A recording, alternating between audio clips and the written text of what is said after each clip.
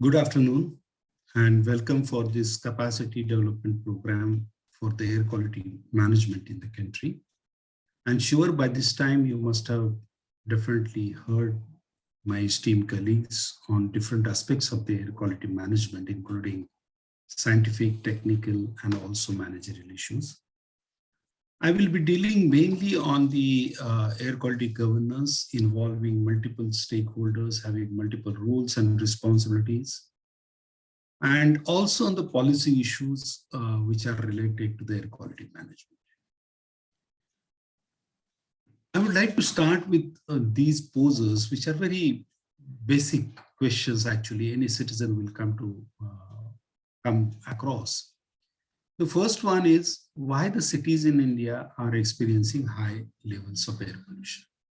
As we have seen, if you see the list of air polluted cities in the world, India is having a good number of such cities, and this number is increasing. But as a common person, as a citizen, how I can understand what is air pollution? What does it mean? Whether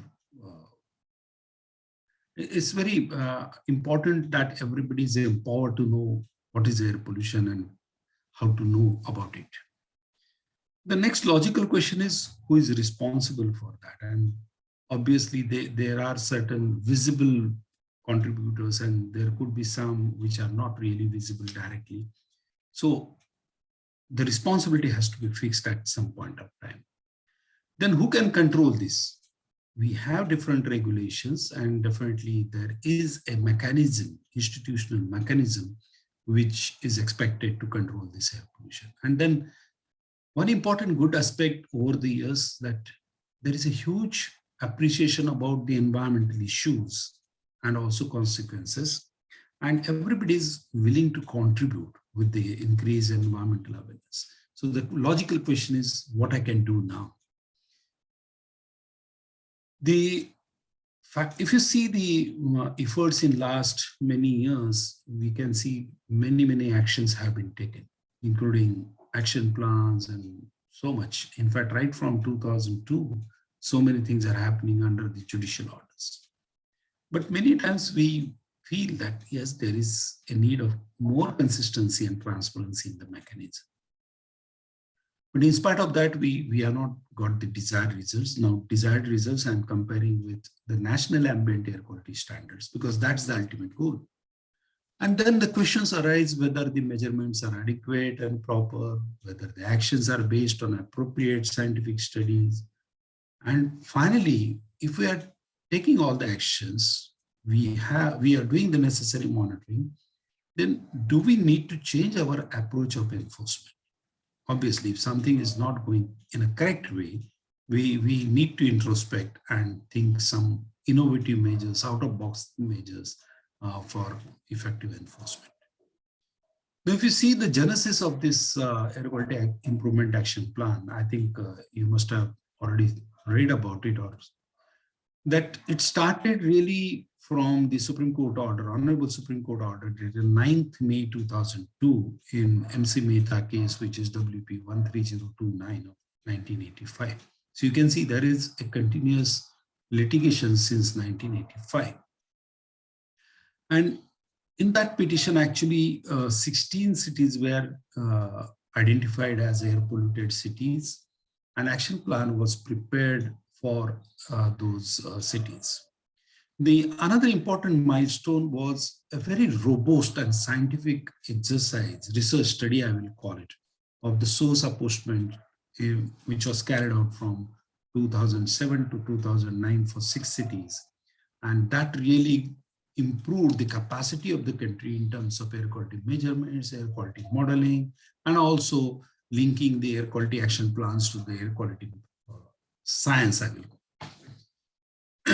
It identified various actions, identified which is possible impact, so how significant they are. It also engaged multi-stakeholder engagement because there were senior level monitoring committees at the state level. In fact, there were committees formed under the chief secretary of the states, and a lot of actions were definitely taken under that program. As I said, it really improved our scientific understanding and knowledge about their quality. As a science, it developed. And improved modeling and monitoring capacity. And in fact, we could see a lot of application use of the continuous embedded air quality monitoring systems, and that data is now really being used very significantly. At the same time, there is an observation that there is significant improvement in the source reduction. If you really see thermal power plants, if you see different power plants, the standards have been made more stringent. So there is source reduction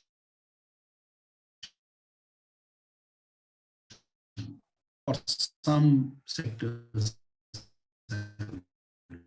If we see the air per se, the constitution, when we talk about law and policy, that's the basis on which everything really works. So, very few constitutions.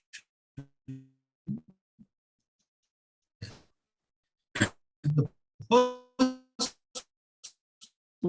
fundamental right, what we call it. Article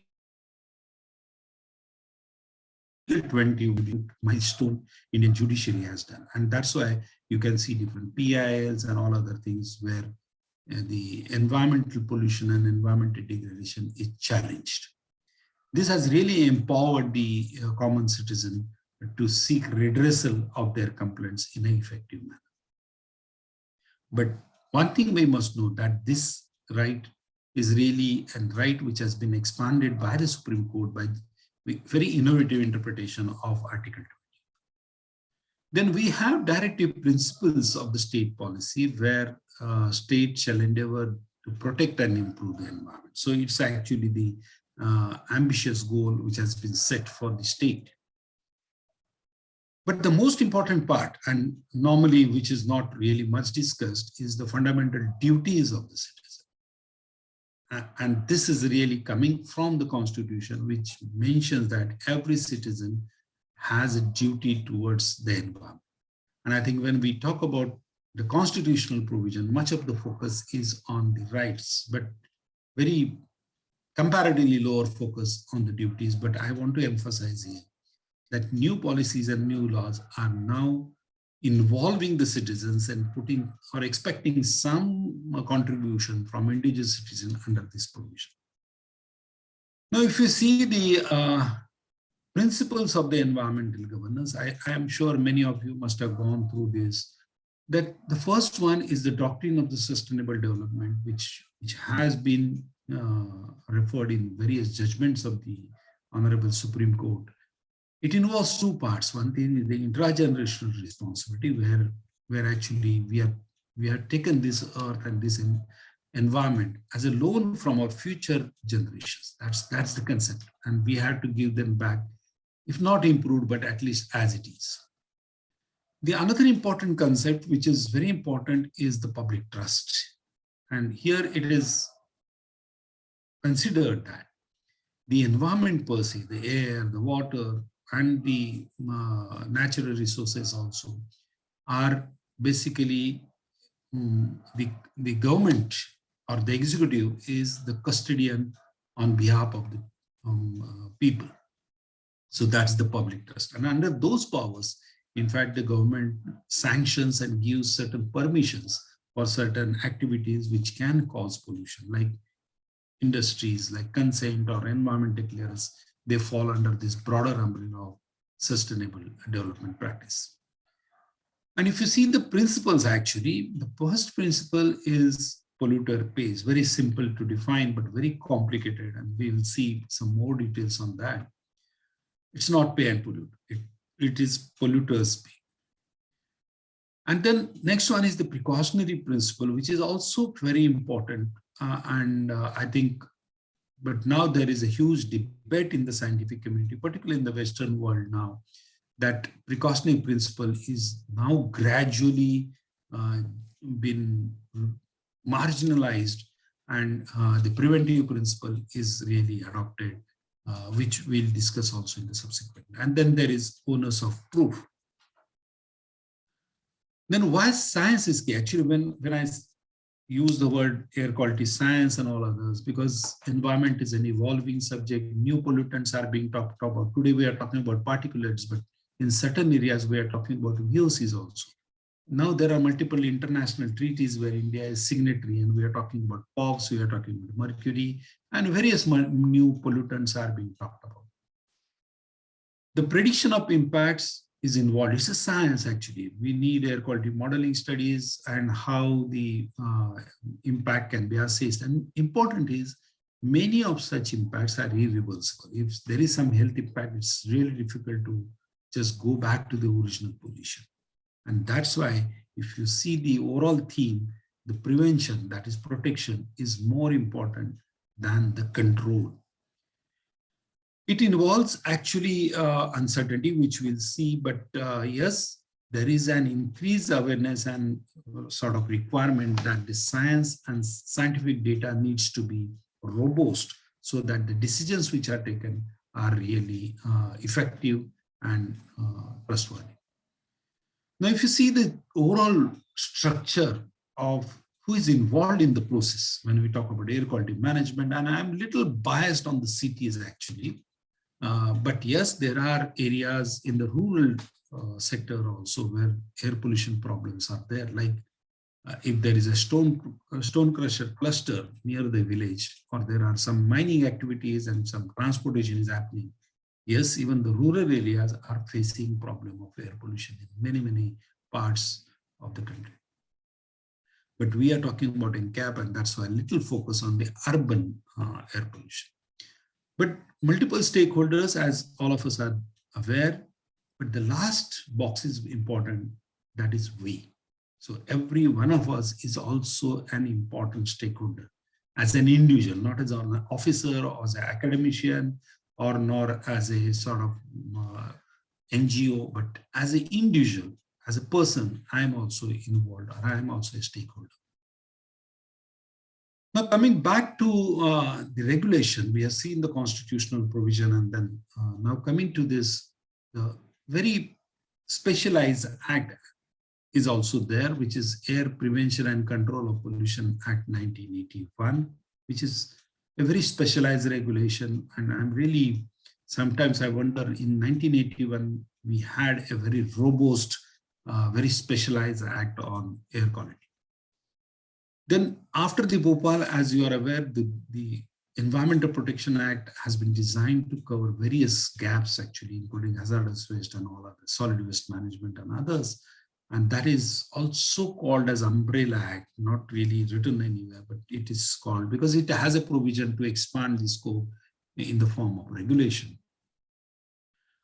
But very unique part of this is both these acts actually are under special provision of the Constitution, Article 253 and 254, giving effect to the International Act. And then there are several complementary enabling provisions in CPC, CRPC, and also IPC. And besides the local body regulation, like even burning of the solid waste and all others. And if you see, in a very simple term, the air quality management or air quality action planning is an iterative process. It's a circular process. It evolves and it improves. It is not a linear process. It's a circular, where you establish the goals, normally on the health criteria. Like what we have today is the National Ambient Air Quality Standard. And based on research, see, the important part is the research is at the center, and it provides the data, it provides the approaches to different stakeholders at different stages. Now, based on the ambient air quality standards and available research, certain emission reductions are planned. How to reduce? Like if we are finding a city is air polluted, then find out the sources, try for certain reductions. Then develop the control strategies. Here, a lot of technology is involved, a lot of different approach has to be taken. Then implement the programs, implementation comes, and finally, most important part is evaluation. So are we doing correct things in a correct way?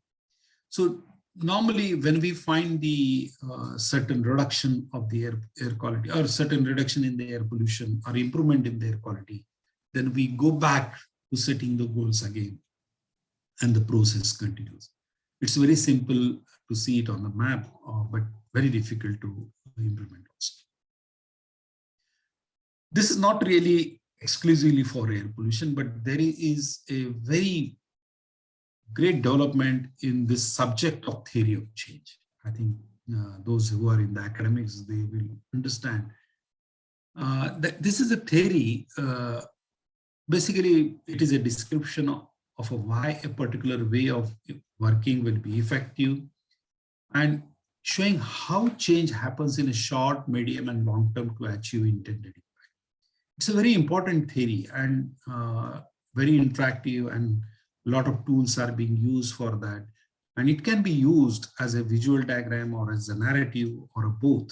But I think this is very important to integrate this type of new approaches when we are talking about improvement. And there are multiple ways of doing it, like training and dissemination of information, like today we are discussing with it. There is a technical assistance of integrating environment into sustainable development, like zoning atlas or national planning, or even urban regional planning. I think time has come that the town planning, what traditionally we practice in the country, need to emphasize on the environmental aspect. I don't know much about that, or I have not really come across, but there is a very formal environmental consideration. But if we really want to develop our cities, we need to consider environment as an integral part of the planning process. Then we have capacity development, institutional capacities, and most importantly, the objective setting, because we can't set the objectives or the targets which are not feasible, which are not practical, which are not economical. So, and the country has to respond to its socio-economic conditions. So there can be a gradual or phasing of certain objectives also. So when we talk about air quality governance, it requires government to develop and review applicable air quality standards. I think we have discussed about national air quality standard, ambient air quality standards, but there are two types of standard. One is the ambient standards, and second is the source standards, which are basically for the industries and other activities. And the development has to go on at the both fronts. And then most importantly, what is the institutional mechanism for implementing those standards? See, problem or the challenge in the entire air quality science is setting of the standards, because there are multiple ways and methodologies for setting of the standards, including health-based standards, technology-based standards, or maybe a competing standards. And unless and until we are very correct and robust on setting up the standards, we will be really losing much ground. The important part is health is an important criteria, no doubt about that. But in the international level now, they are talking about a combination of approaches. So we need to consider for cost economic also, risk also, as well as the health. And then the standards are evolved in a very, very participatory manner, in a very objective manner. I think that's very important part. And once the standards are robustly and scientifically designed, then naturally these subsequent stages of enforcement can come in a way. But the important part is scientific knowledge, application of that knowledge, and also participation of different stakeholders. I think this is one slide which is from UNEP. Actually, it's very important to define the system. Now, if you see the top half of it, it is actually the legislative requirements, like whether the law or the regulation defines the institutional responsibility, whether it sets the standards for monitoring, whether it defines the accountability and public participation. And I'm really proud that the 1981 regulation even has all these components.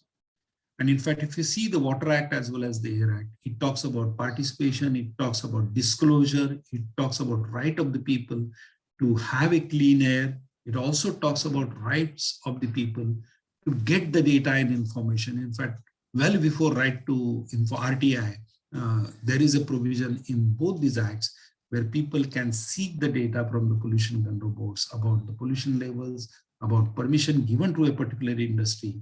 And I think that's amazing one. And then we have the high level policies in terms of air quality objectives and constitutional guarantees, like ambient air quality standards. This is very high end or high level policy decision that what should be the desired ambient air quality. And then there are reviews and then annual reports and other things. And I think we are having all these aspects in our existing system. Only there is a need to channelize it and energize it in a more improved way. This, in fact, is getting influenced by the multilateral treaties also. India is very active on environmental side in the sector of environmental governance. So India is party to many treaties, many conventions, and that is also influencing the air quality agenda in the country. So today we are signatory to the Rotterdam Convention and others, as including the Minamata Convention, where the POPs as well as the mercury are being talked about, including the ozone, the GHG. But yes, as on today, we are really talking about voluntary measures when we come to climate change and the GHG emissions per se. So now, coming to again basics of the governance, there has to be legal responsibility, and the state has a legal responsibility, which we'll see in a minute. That state has a responsibility to define the standard. It has a final responsibility to ensure that the air quality standards are met, and also it talks about how to set the standards also. Yes, everything is there. Then, as an individual, maybe I'm talking in terms of industry now, that there are certain source specific standards which I need to meet. I need to take certain permits. I need to do some individual or self-monitoring. And also, in case some excessive emissions are there or some incident is there, there are certain voluntary actions, including reporting to the public authorities. So, and all these are integrated into our Air Act also. Then when we see administrative structure, it talks about how the air quality standards are enforced. So there is a monitoring mechanism and how to conduct the or how to conduct the monitoring per se, and how to use that data subsequently for any penal action or a legal action. That is also defined. That has to be defined. But at the same time, the air quality monitoring is not an easy job. And we need to take a view, scientific view rather, on where to conduct the monitoring, how to conduct the monitoring, which parameters need to be monitored. Because if you see the air quality standards, National Ambient Air Quality Standards, we have about 12 parameters now. But it may not be necessary to monitor all the parameters at all the times, at all the places. So there has to be an informed choice that which parameters need to be used or analyze at a particular location. Similarly, based on this data, we need to take a call that which air quality parameter need to be more focused on. And now we can see we are mainly talking about the particulates into the entire discussions actually. We don't talk much about sulfur dioxide, nitrogen oxides, and others, which are actually co-benefits. If we try to reduce the pollution, other parameters will also reduce per se. And then there is a zoning. If you see the regulations like Air Act, there is a concept of air quality zones. And also there are enabling provisions in the Environmental Protection Act, which talks about where to allow the industries, where not to allow the industries. But at the same time, there are different terms which are used in international level, that air quality zones, attainment areas, air shades, air quality management areas, etc. And we, in fact, we have gone a little ahead that we have declared the entire country nearly as a air quality management area under the Air Act. But yes, there are different zones like low emission zones notified in Germany or UK, where certain vehicles are not allowed in a periphery, or if you want to get into that zone, you have to pay very heavy fees for that. So different approaches need to be taken.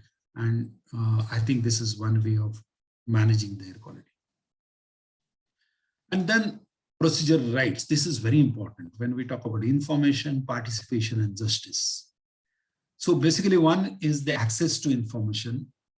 Today, as we have RTI, practically everything is available. But as I mentioned, the Air Act as well as the Water Act has the enabling provision of the or access to the information.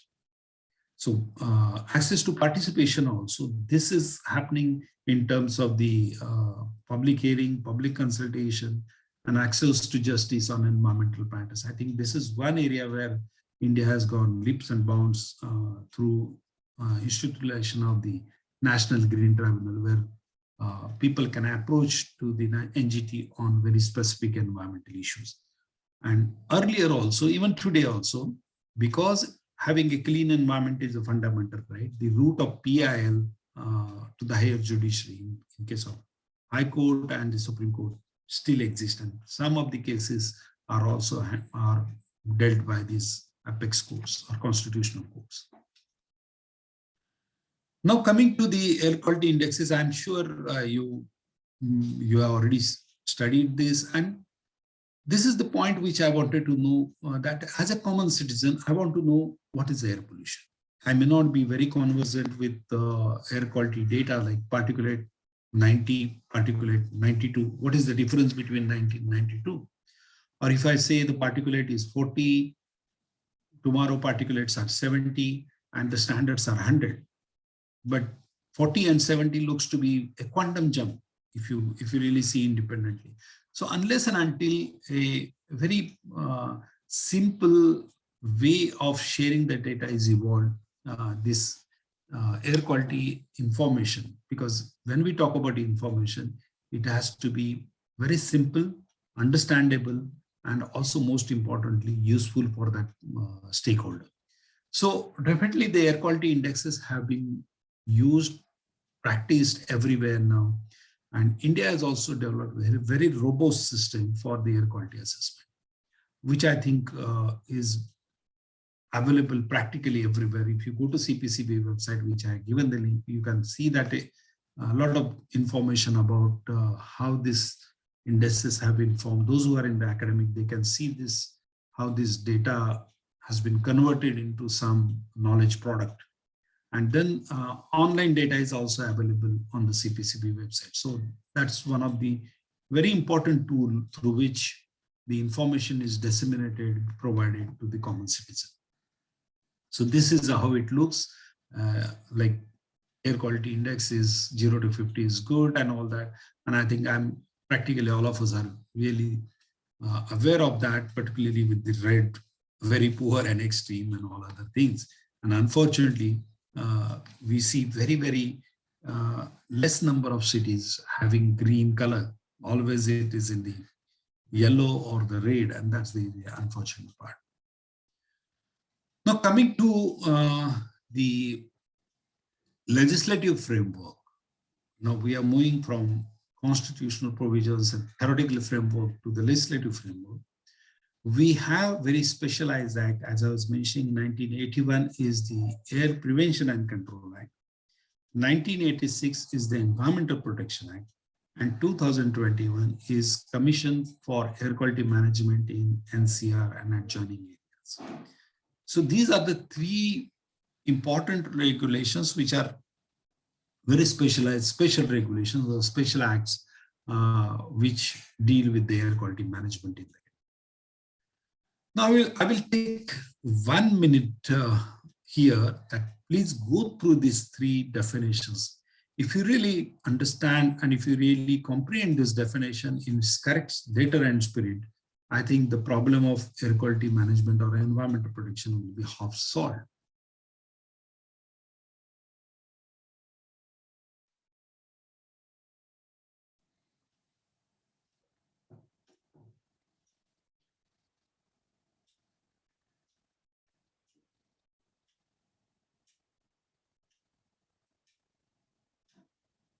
So these three definitions, I've taken it from the respective acts like environment from Environment Protection Act, air from Air Act, as well as water from Water Act.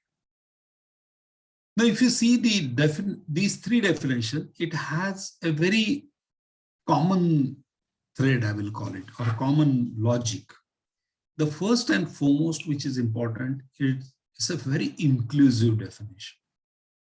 There is nothing given as a hard and fast. If you really see the definition now, coming to the air pollution definition, it means any solid, liquid, or gaseous substances, most importantly, including noise. This is very innovative introduction by the Parliament.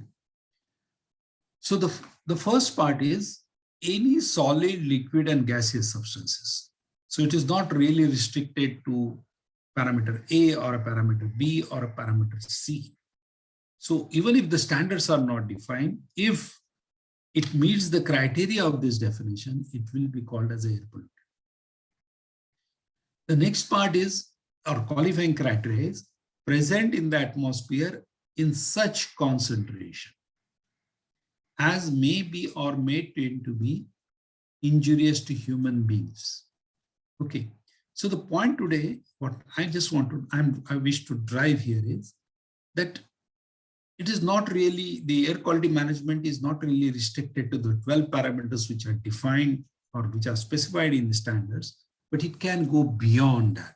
Okay, but provided that it is proved or it is documented that such particulates or such substances are present in the environment or present in the atmosphere in a concentration which may be or may tend to be injurious. Okay, so not today, but maybe 5 years or 1 year inhalation, this can be causing some problems. So this definition is inclusive. This definition is futuristic. And this definition is also science-based because we are talking about health-based standards. Okay. And the similar thing you can see in water also, but very unique thing in the environment definition. Just see the definition of environment. What do you realize? It says it includes water, air, land, and the interrelationship. So this is not an anthropocentric definition. Human being is not at the center, but if you see, overall environment is at the center. Water, air, land, and its interrelationship. So I think this is these are the very progressive definitions. And in fact, when we discuss this at different international treaties or international fora, this is very well appreciated. Now coming to the specific act of air, actually, it is, read the title very carefully, the Air Prevention and Control of Act. As I was mentioning, the prevention has been given more importance in the entire scheme of legislations than the control. The focus is on prevention, and if we are not able to prevent it, then control it. Okay. So the act, if you see the preamble, it says an act to provide for prevention, control, and abatement of air pollution. Okay, very simple type of preamble. And then it has created an institutional mechanism by formation of Central Pollution Control Board as well as the State Pollution Control Boards. And then the functions are very well defined. And if you see the function, it's a one-liner function actually. It says to improve the quality of air and to prevent, control, or abet air pollution in the country. Very simple definition or very simple function, but simple things are difficult to achieve, very difficult to achieve rather. And I think we are doing a lot of work under this phenomenon. But if you see the functions of the state board, because they are the important stakeholders at the local level, there are multiple functions which are really enlisted in the act, and the functions are actually multifaceted. If you see, there is a research function, there is a technology function, there is an awareness function, there is an enforcement function. So most important functions are actually plan a comprehensive program, which is at A, first function. Plan a comprehensive program for prevention, control, and abatement of air pollution, and most importantly, to seek execution thereof. And in fact, what we are doing today is the same thing. the pollution control boards, if they find that air quality in certain area is not really within the standards, they need to plan a comprehensive program. And that comprehensive program has to be secured. Okay. Now, when we say secure, all the stakeholders are mandated or can be mandated by the pollution control board to really perform the targeted functions. And then we have the how to define the standards and all other things. So I'm just continuing with that. Now, as I mentioned, there are certain specific provisions of this act, which I just wanted to highlight, that pollution control boards can restrict use of certain industrial plant in certain areas. So it can allow an industry to come up, or it can simply refuse based on the cumulative assessment or based on certain scientific appraisal of that. But at the same time, they can define or prescribe certain air pollution control equipment.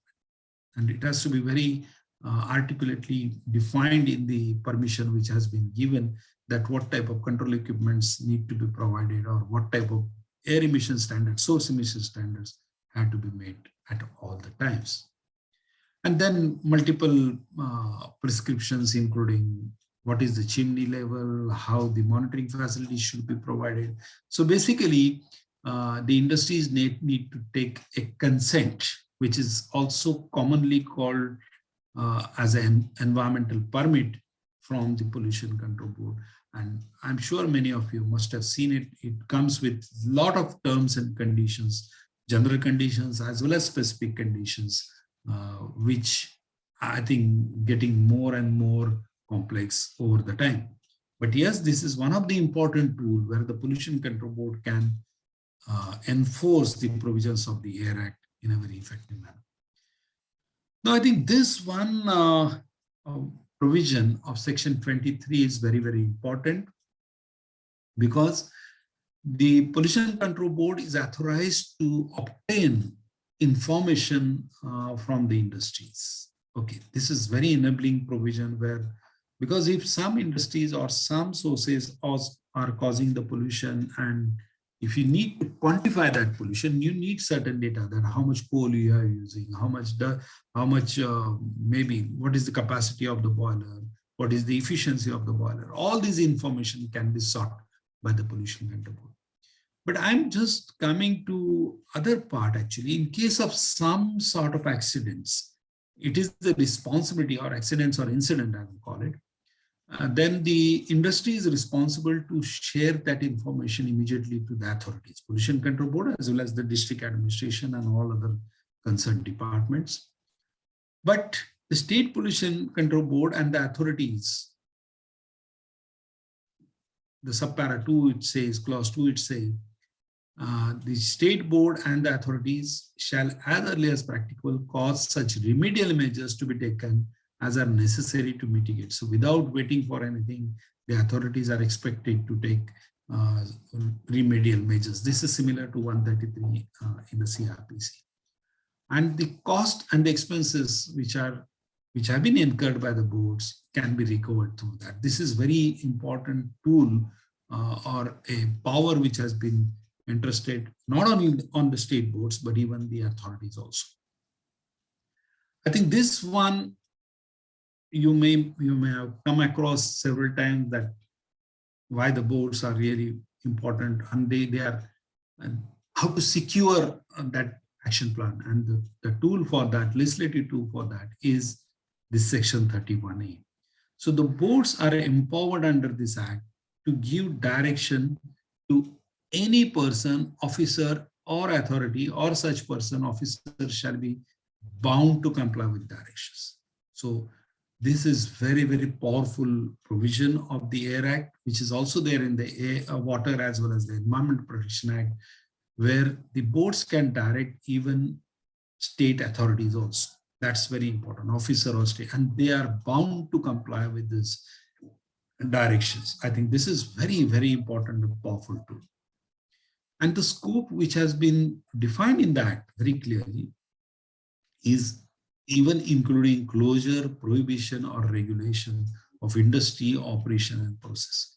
So this is simply a great power. It talks about all the 3 pages of penal action. like certain industry can be closed, or certain activity like maybe in zone A, the coal cannot be used or pet coke cannot be used. And also regulation, like if the air quality is getting worse, the industries may be asked to reduce their production or reduce their fuel consumption to certain extent. So this is very important. And even the stoppage and regulation of supply of electricity, water, and other services. So disconnection of water and electricity can also be ordered. I think all these legislative tools actually makes the scheme of things, regulatory scheme of things, very, very perfect and very clear that there are enabling provisions to deal with any circumstances or any scenarios. So what I can see, the role of a regulator, let it be CPCB or SPCB or maybe other regulator, is really evolving now. And the focus is on inform and educate, research and standard setting, support to comply. So these are basically facilitation. Okay. The next stage comes in the monitoring and enforcing the law. So this is the blue is the stick actually in your hand, and all others are the carrots. So you need to encourage the high performance. So definitely there can be effort for the environmental benchmarking, support research and development for efficiency improvement, then regulations and permit and advice to the government. So such a beautiful conspectus of the entire functions of the Pollution Control Board. And that's why they are anchoring this entire action plans in a very effective way. But there are certain restrictions or there are principles, I will call it, which are normally looked by the judicial authorities when some dispute arises. And I think this is for all, that there cannot be inspection without a reason or authorization. So just the board is authorized to has a right to inspect. It has to be used very judiciously. Also, whatever information is being sought, it has to be secured in a very, very effective manner, and only need-based information should be sought. And most importantly, they need to provide advice also many times. And it has to be early, easy, and cheap, because we are talking on the principles of the sustainable development. But at the same time, if some businesses are persistently breaking the regulators, then they need to be identified and they need to be faced with proportionate, meaningful, and deterrent sanction. So though the powers under Section 31A gives power to close, it is not the only way.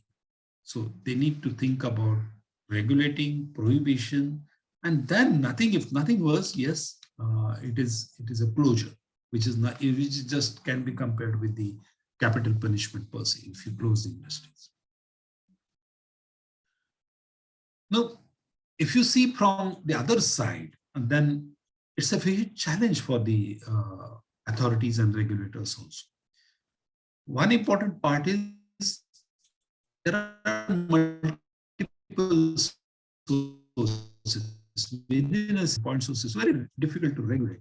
Multiple DG sets, multiple vehicles, multiple air conditioners, so many things are happening. Then you have a definition which is evolving. Okay, so maybe some volatile organics in some areas, maybe some odor causing substances in some area. So the definition of air pollution is expanding, and that's one important new and evolving air pollution. This is what is being now a big challenge in coming days, particularly the cities where benzene, toluene, xylene, and other volatiles are playing an important role. And then the another important challenge is actually a very scientific way, that you have the ambient standards, ambient air quality standards, which are in terms of PM10 and PM2.5. And then you have the source emission standards, which are in TPM, total particulate matter. And then how both of them are interrelated. Okay, that's a huge area of research, and a lot of academic support will be required on that. And then we have adopted CEMS, continuous emission monitoring. There are multiple claims on whether they are useful or not useful. So obviously there is a need of some reliable and credible assessment and appraisal of that entire system. And then the most important part is it is a whole to the part. Like you have the overall ambient air quality as your goal, and you are trying to achieve it through control of multiple sources. Okay, so that's the reverse approach we are at, and that's the challenge in the enforcement. And the most debatable issue is constant, adequate, and speedy actions by the regulator. So whether that's actually one of the issue which has to be dealt with. But if you see the strategies, actually they have changed over the time. You have command and more scientific that determine indirect. So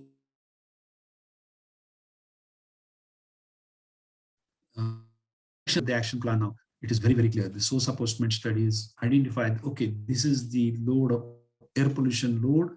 You have to reduce to this much quantity. So we are going into more precision in our interventions which are planned.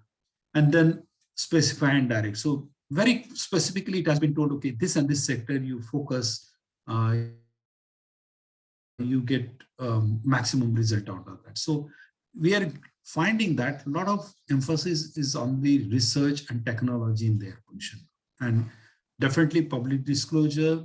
And instead of emission monitoring, we are talking about outcome monitoring. So what we are finally interested in is the observance of the ambient air quality, and definitely information is important tool for that.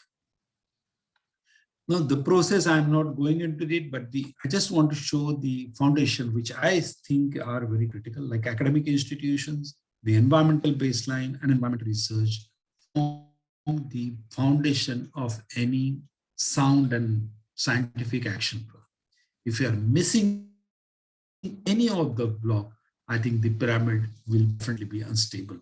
So gradually, I think I'm really happy that this sensitization has already happened, and that's why today we have a lot of AORs and academic institutions on board. We are talking to them, and they will have to play a very, very critical role at the local level, because their credibility, their acceptance is much higher than public authorities, very unfortunately, but it's a fact. If something is coming from an engineering college or a university, people will like to rely more on the scientific community on that.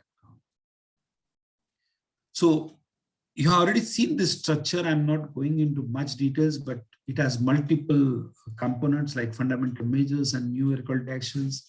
Most important part is measurable and verifiable. That's the important part. And then the last one, which I feel internationally has been recognized, is it is linked with the climate change and public health.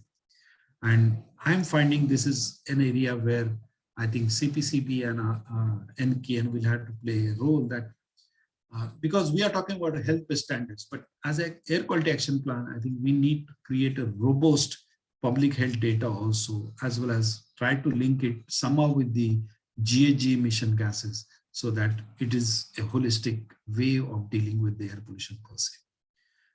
Now, coming to the last part, we have another some time for that. So the environmental justice is now evolving, and it is playing an important role. And even today, what we are talking, it is only because NGT has given specific directions of expanding the network or expanding this action planning to multiple cities. And I'm really happy that more and more cities are actively involved in the air quality management. And this has actually happened because there was no monitoring earlier. Now there is intensive monitoring at multiple places. So we know, we are able to diagnose what has happened to us. But if you see the environmental justice, there are international benchmarks.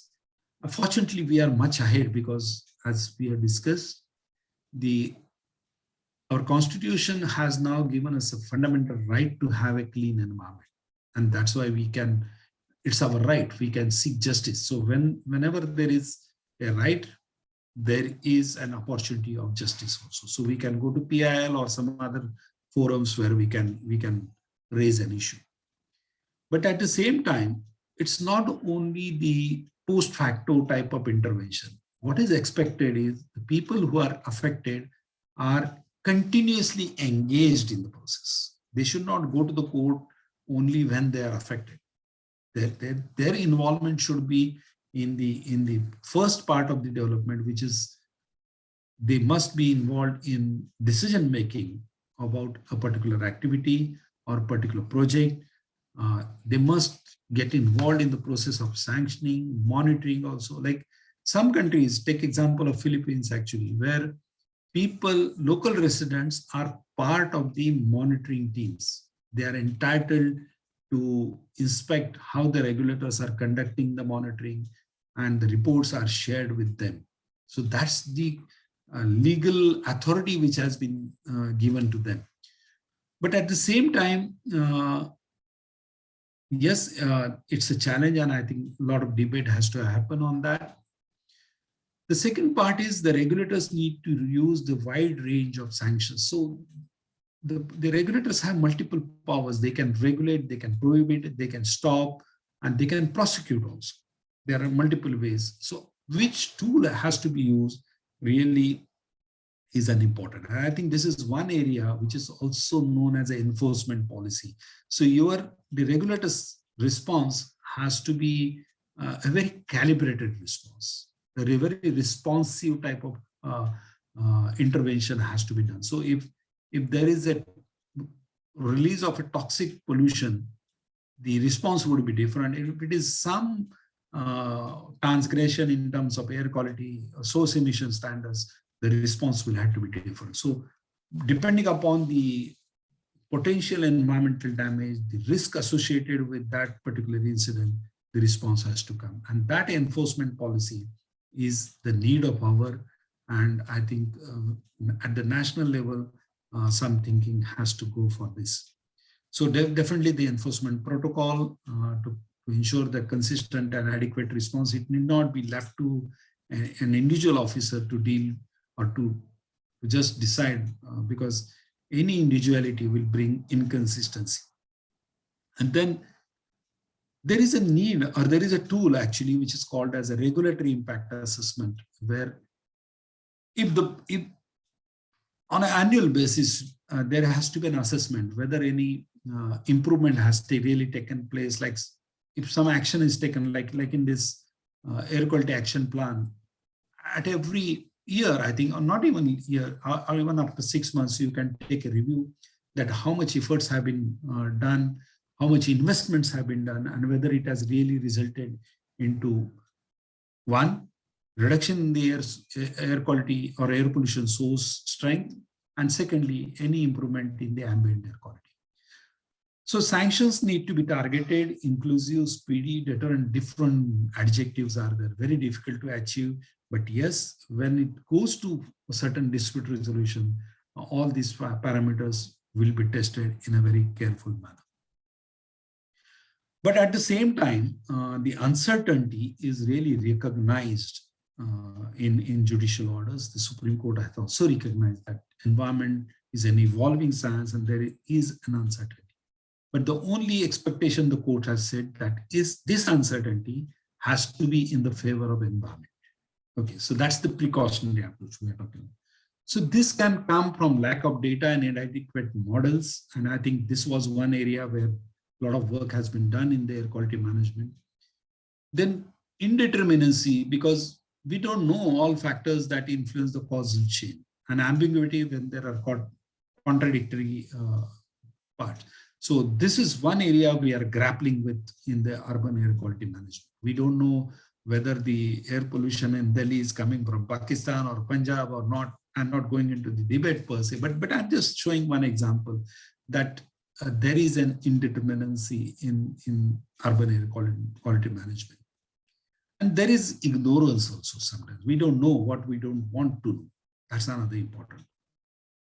So precautionary approach is there. But yes, these uncertainties can be reduced substantially with focus on science and technology. And this is what I was emphasizing earlier. And that's why when the courts rely on the precautionary approach, it can be justified. But as a regulator, when the regulators are relying on precautionary approach, this can be challenged because the section 16 as well as 17 mandates the research function to the pollution control boards, and which involves removing of all these uncertainties through research. So the regulators need to use the preventive principle rather than the precautionary principle, because they are mandated to conduct specific research. So precautionary approach normally comes when you don't know the risk, or even if you know the risk, you are not able to quantify the risk. And the third part is we are not able to establish the causal relationship between a particular environmental risk and the health. So these are the three limited scenarios actually where the precautionary approach can be used by the regulator. But unfortunately, it is being relied over the time by the regulator. But the efforts need to be taken that these gaps in the understanding, gaps in the scientific research need to be filled with time. So there is a debate on this, and basically the law we have seen provides for prevention, not for, there is no term precaution which is used in the Air Act or the Environmental Act. It is a judicial announcement or judicial principle actually, or a legal principle. But if you see the Air Act, Water Act or the Environmental Act, it talks about complete science-based approach on a preventive principle. It talks about also standards to be linked with the ambient standards. So it's a science, it's self-proportioning, modeling, prediction, a lot of things are involved. Then even the pollution control systems need to be approved for design. The pollution control board has to approve that. So that becomes a preventive rather than a precautionary. But as I said, precautionary efforts are simple to take. You just apply factor of safety. I'm just making it very sort of very general type of thing. But yes, the point is, in the air quality management, we need to go for preventive in a very strong way. And we have to develop our capacity in that. And this particular workshops are a part of that exercise, that everybody who is involved, every stakeholder who is involved must know the scientific terms. If a municipal corporation officer is now aware about emission inventory, I think he can precisely go to a particular spot and stop the pollution or reduce the pollution. And that's the way you should deal with it. Now, coming to the polluter pays principle, I have few slides now. So coming to the polluter pays principle, it is an absolute liability principle we are talking about, though sometimes it is strict liability. Those who are in the government sector, they will understand, but absolute liability principle is you are responsible for everything, including the remediation and restitution of the environment. There are some provisions in EP Act as well as Air Act and Water Act about putting some liability on the polluter, not in a very great way, but the NGT Act section 15 is the specific provision for restitution, restoration, relief and compensation. But it's a judicial process. Okay. In any case, compensation is always a judicial process.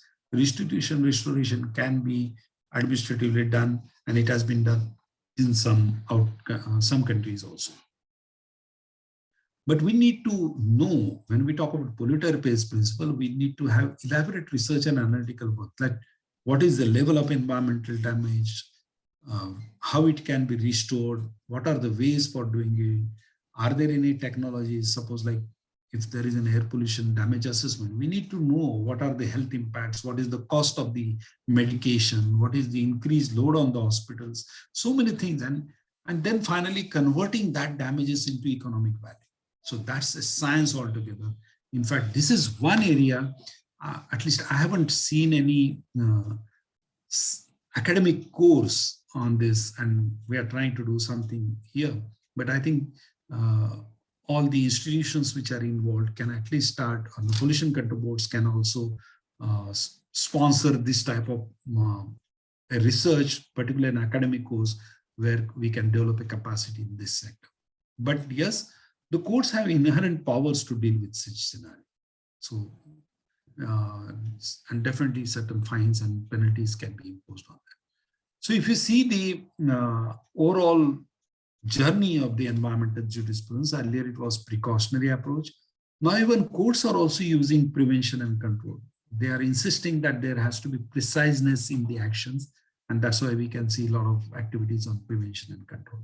And then remedy, restitution. And now the entire focus has changed to the remedy and restitution and compensation.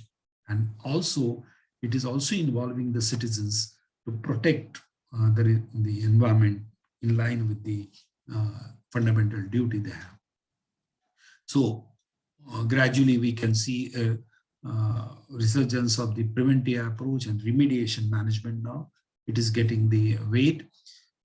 So what is the way forward in the governance per se? Because we have multiple innovative regulations like environmental standards, they are being made more and more stringent. The another approach which is used internationally very effectively and gradually being used in India for the waste management is the economic incentives. We are talking about different tools. If somebody has done good, it has to be encouraged. Normally in law or any legislations, such incentives are not there. It comes from the policy side. Okay, the law only says if you violate, you will be punished.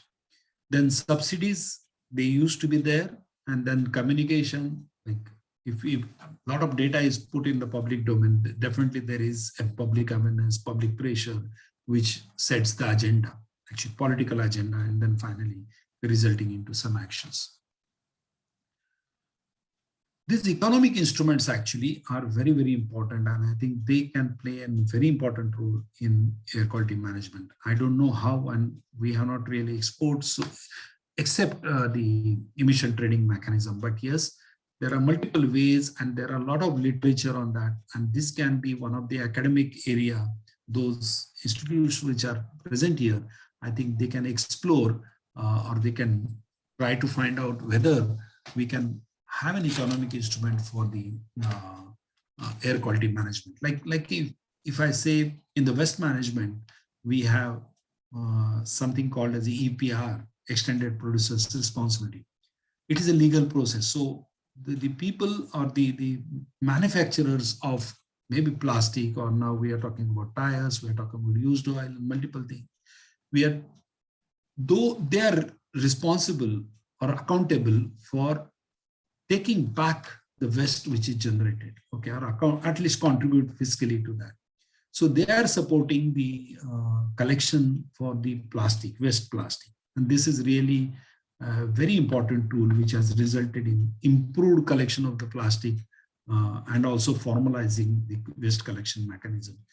And I think this has really helped to improve our waste management in plastic, in battery, and now we are talking about tires as well as oil and other sectors also. So this is one area. And secondly, can we think about some out-of-box thinking like product labeling or maybe application of different principles of the circular economy in air quality management? I think these are some of the high-end type of things where academic institutions which are present here can apply their mind and develop certain city-based models, not state or national level, but city-based models where they can think. And I think one of the major contributor of air pollution in urban areas is solid waste burning also. So if you are a landfill, then burning of the vegetables and other types of waste, papers. So whether we can think such economic instruments for the waste management, which will have a co-benefit in terms of the air quality improvement in a city. And I'm sure, because it's a huge challenge, and if I can quote or I can see a trend that when there is an challenge, there is an opportunity. And I think Indian youth is really coming up with a lot of startups in this sector, particularly in the waste management sector. And if opportunities are given, if the problem is properly defined to them, I think a lot of startups, a lot of IoT applications can come up, which can help to solve this problem. But if you see the overall policy instruments which are available, we have different policy instruments for environmental effectiveness, flexibility of response, then administrative feasibility, institutional mechanism. And equity and level playing innovation. This is what actually important. If we can complement these innovators in a better way, city-based approach is taken, we will be able to solve some of the problems, if not all. And most important is market-based instrument, as I said, and then environmental benchmarking, disclosure. Every city can disclose its data. There is no problem. For first few years, there can be a lot of criticism, but finally people will definitely support and have a faith in the system that yes, data is properly disclosed and is being monitored also. So I think this is a challenge, and to have an effective environmental governance. But I'm sure with multiple stakeholders on board and a very innovative approach of handling and implementing the air quality action plans at the city level, we'll be able to deal with the problem in a very effective way. So thank you very much, and I'm open for any questions now. Thank you.